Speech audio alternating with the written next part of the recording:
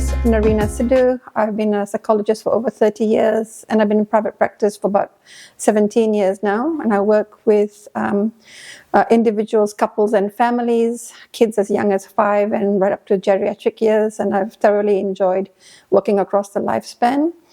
I've been training with Maurizio for the last 15 years in family therapy. It is not an understatement at all, or an exaggeration, to say that Maurizio has been the greatest teacher I've ever met, and I've been so fortunate and blessed that he chose to come to live in Perth, Western Australia, and was doing so much of his training, especially in the early years here. So I did every single training that he offered here in Perth, and was also very fortunate to be accepted into his supervision program. And I would like to share with you some of those learnings now. Where is the T of the therapist? Like when you do a family genogram, where are you? Are you more aligned with one person? Are you in fact the family therapist where you are in the middle and you've involved everyone?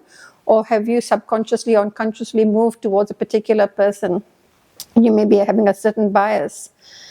Working with clients that you may not like. I remember another particularly very powerful supervision was when I brought a family in for advice where I was having problems with the father. The father was a very angry man and he was bullying his timid wife and 2 adolescent teenage daughters.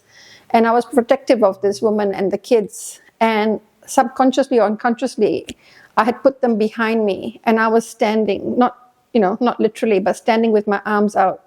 And the man was in front of me and the wife and kids were behind me. And Maurizio advised all of us, repeatedly in different supervision sessions, to move from protection to connection.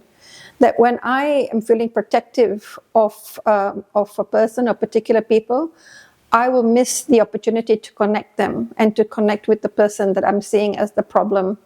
And Maurizio used a particular word. He said therapeutic retaliation.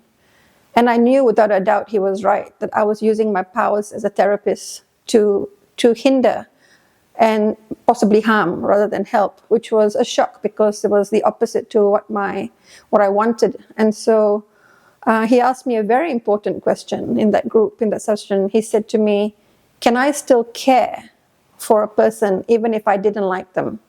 And the answer was yes. And so now if I come across a situation again where I'm finding that I'm working with someone that maybe I don't like, I ask myself that same question. And when the answer is yes, I find that I can move very differently. For Maurizio, when I started private practice, I was a bit worried that I had to know so many things, but how to work with clients with ADD or eating disorders or whatever the condition is. And I would buy specialist books on all these topics so that I could also be the expert on this when a client walked in. And after Maurizio, I threw all these books away, because I realized that I didn't have to be the expert on these problems. Clients were the experts on this problem. And all I had to do was go on a journey with them to explore this with them. And I didn't have to focus or be an expert on specific issues. I had to just focus on the connection. So I think family therapy is daunting for many therapists, and definitely I felt daunted in the beginning. But I would encourage everyone out there, particularly while Maurizio is here, to train with him while he's here. You have an incredible opportunity to work at the feet of a master. And definitely, I haven't got words enough to thank him for all the professional and personal development over the years. And it's been the most invaluable teaching ever. And I thank him with all my heart. Thank you, Maurizio.